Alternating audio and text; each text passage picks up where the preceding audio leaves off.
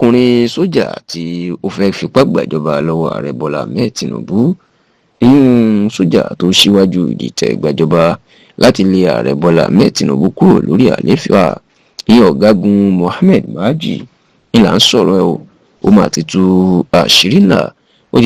ńlá nípa ìdìtẹ̀ gbàjọba náà àti ìdí tẹ́lẹ̀ fi lé ààrẹ Bọ́lá Ahmed Tinubu kúrò lórí àlééfà. ṣùgbọ́n ní gbogbo ẹ̀ lọ ọ̀gágun Mohammed Baji ó ti ń tọrọ àforíjì báyìí ó wípé bàbá jẹ̀kọ́ tán àdáríjẹwé ni kí ààrẹ Bọ́lá Ahmed Tinubu àti gbogbo ọmọ Nàìjíríà kan foríjì àwọn nítorí pé àwọn ti kẹ́kọ̀ọ́ àwọn ò sì ní ṣe irú nǹkan bẹ́ẹ̀ mọ́ láì àti láì.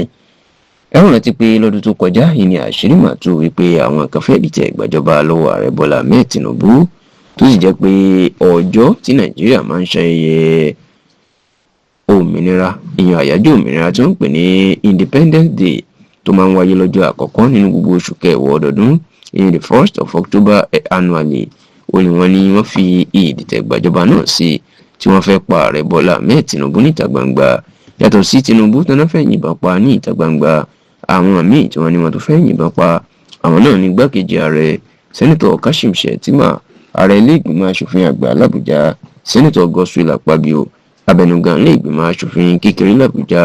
Honorable Tajudeen Abbas, onídàájọ́ àgbà Nàìjíríà onídàájọ́ Kudirat Kekere-Ekun àti bẹ́ẹ̀ bẹ́ẹ̀ lọ. ṣùgbọ́n àwọn tí ó wà nídìí iṣẹ́ yìí ọwọ́ ti tẹ̀ wọ́n tó sì jẹ́ pé ọ̀gágun Mohammed Baji òǹgan ìlú síwájú ìdìtẹ̀gbàjọba náà. bẹ́ẹ̀ náà ni gómìnà tẹ́lẹ̀ ní ìpínlẹ̀ Bayelsa Senate President òun ló gbé owó tí yóò fẹ́ tó $400 million ló gbé sílẹ̀ láti fi ṣe àtìlẹ́yìn fáwọn tó fẹ́ dìtẹ̀gbàjọba lọ́wọ́ Tinubu.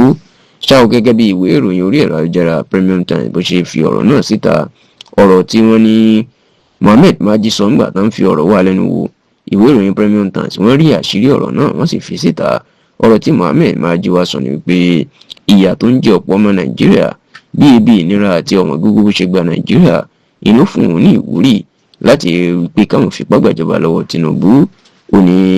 bí ìgbésí ayé ọ̀pọ̀ ọmọ Nàìjíríà ṣe rí tí wọ́n lè dán oúnjẹ mẹ́ta jẹ, ó ní ló fún àwọn ní ìwúrí láti dìtẹ̀ gbàjọba. ọ̀gágun Mohammed Baji ní nínú ilé àwọn táwọn jẹ́ sójà, ó ní táwọn ṣe ń fẹ̀mí ara àwọn lélẹ̀ fún Nàìjíríà. ó ní káwọ owó oṣù táwọn ń gbà ò tiẹ̀ tó rán ọmọ nílé ìwé.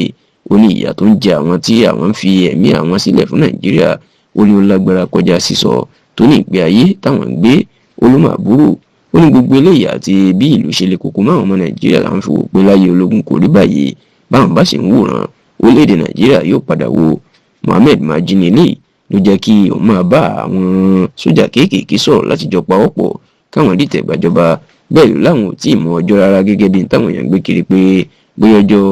òmìnira tàbọ́jọ́ báyìí làwọn fẹ́ gbìtẹ̀ gbàjọba. ó láwọn ṣẹ̀ṣẹ̀ ń gbètè gbèrò ẹ̀ ní kí àṣírí tó tú tó sì wá jẹ́ kó di mọ̀ pé kí Tinubu àti gbogbo ọmọ Nàìjíríà kan dáríjì àwọn ó ní àwọn ti kẹ́kọ̀ọ́ àwọn sì ti ronú. ó ní kí wọ́n rántí pé ìfẹ́ Nàìjíríà náà ló gbé àwọn fẹ́ ṣe nǹkan yìí, ṣùgbọ́n tó ní kan rántí pé àwọn òṣèrú ẹ̀ rí kan dáríjì àwọn tó sì ní fún ìdí èyí àwọn ò ní dán irú ẹ̀ wò mọ́ ní ayé àwọn.